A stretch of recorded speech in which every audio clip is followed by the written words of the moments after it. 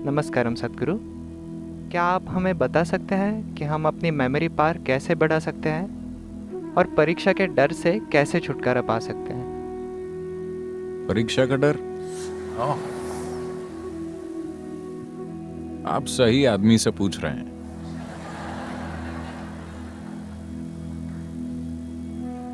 जिसे इसका पूरा अनुभव है, ऐसा इंसान जिसे कभी भी परीक्षा का कोई डर नहीं रहा।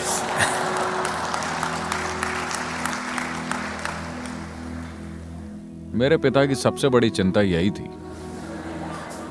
कि मुझे परीक्षा का कोई डर नहीं था। वो कहते इस लड़के को डर ही नहीं लगता, इसका क्या करें।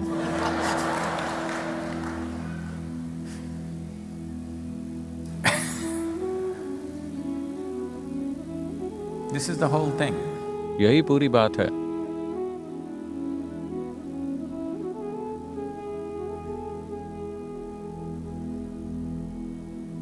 You're asking this. आप ये सवाल पूछ रहे हैं, अच्छी बात है, लेकिन पहले आपको समझना होगा कि कहीं ना कहीं दुनिया में, समाज में यह धारणा फैली हुई है कि डर एक तरह की खूबी है। डर कोई खूबी नहीं है। डर आपको सबसे बदसूरत प्राणी बना देता है।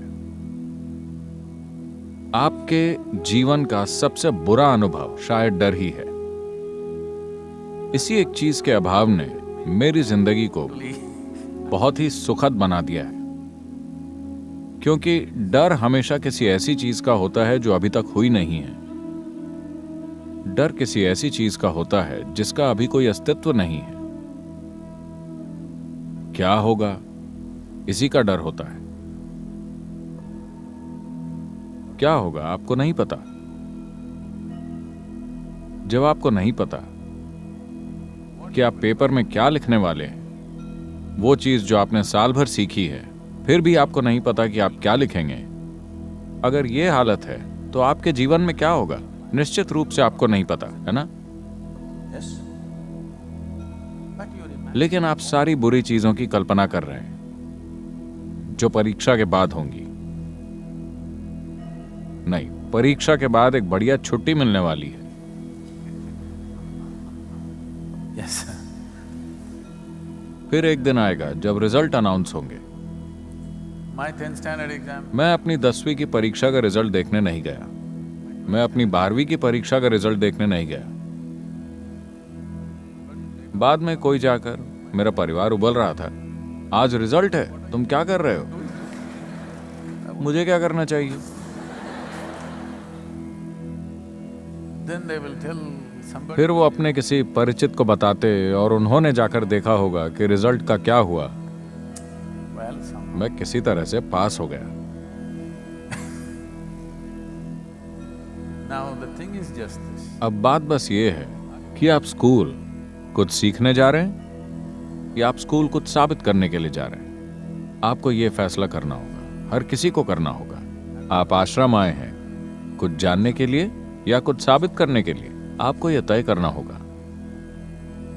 अगर आप किसी जगह खुद को साबित करने के लिए जाते हैं तो बीमारी बैठ जाएगी। असफलता और सफलता की बीमारी आपके अंदर बैठ जाएगी।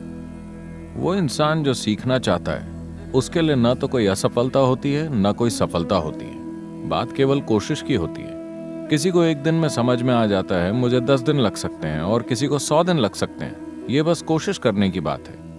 अगर आपकी दिलचस्पी सीखने में है तो कोशिश करना भी एक सीख है। लगातार कोशिश करने के काबिल होना भी अपने आप में एक बहुत बड़ी सीख है ना? तो कुछ साबित करने की कोशिश मत कीजिए। अपनी याददाश्त को सुधारने की कोशिश न करें। Please. आप स्कूल किसी बेकार चीज को याद करने के लिए नहीं गए, बल्कि कुछ सीखने के लिए गए हैं। अपने जीवन के क्षितिज का विस्तार करने के लिए गए हैं और अपने चारों ओर के इस अस्तित्व के बारे में कुछ जानने और समझने के लिए गए हैं। विज्ञान यही है, गणित यही है, सब कुछ यही है। आज आप जो पढ़ रहे हैं वो कोई विषय नहीं है, वो जीवन के अलग अलग हिस्से हैं। शायद इसे बहुत ही नीरस तरीके से पेश किया गया है, मगर फिर भी वो जीवन है। Yes. Whether you study. चाहे आप फिजिक्स पढ़ें या केमिस्ट्री या बायोलॉजी या सोशल साइंस या ज्योग्राफी, आप ऐसी चीजें सीख रहे हैं जो आपके जीवन के दायरे को बेहतर बना सकती है। आपको इसे सीखना होगा। अगर इसे रट लेते हैं तो ये किसी भी रूप से आपके जीवन को रूपांतरित नहीं करेगा। It will not transform your life in any way. तो आप वहां सीखने गए हैं, अगर आपने सीख लिया है तो क्या दिक्कत है?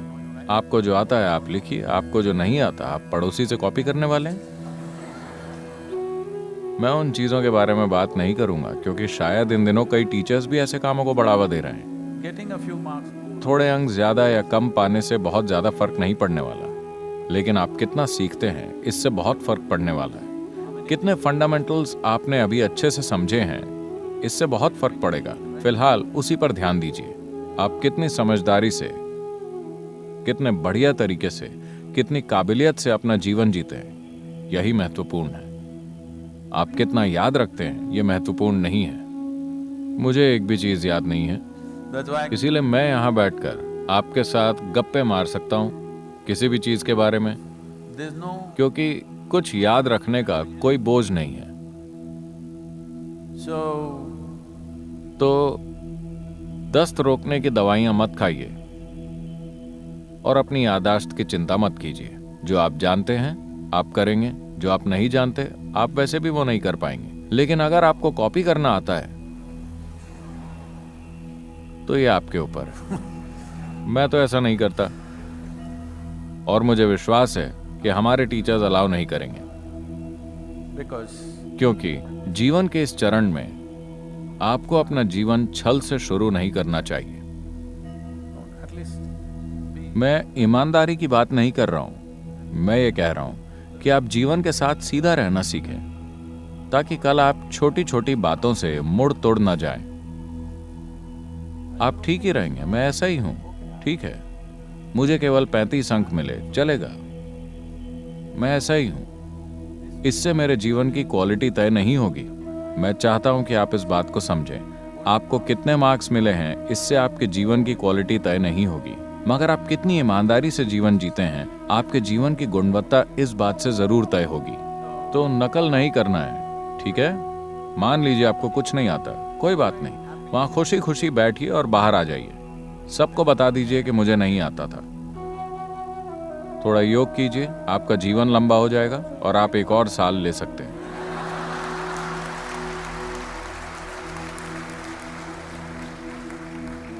सीखने के लिए एक और साल, मगर नकल मत कीजिए, क्योंकि छोटी चीजों के लिए अपनी ईमानदारी मत खोइए। ये मामूली चीजें, इन छोटी चीजों के लिए अपनी ईमानदारी मत खोइए, वरना कल जब आपके सामने बड़ी चीजें आएंगी तो आप उनका सामना नहीं कर पाएंगे।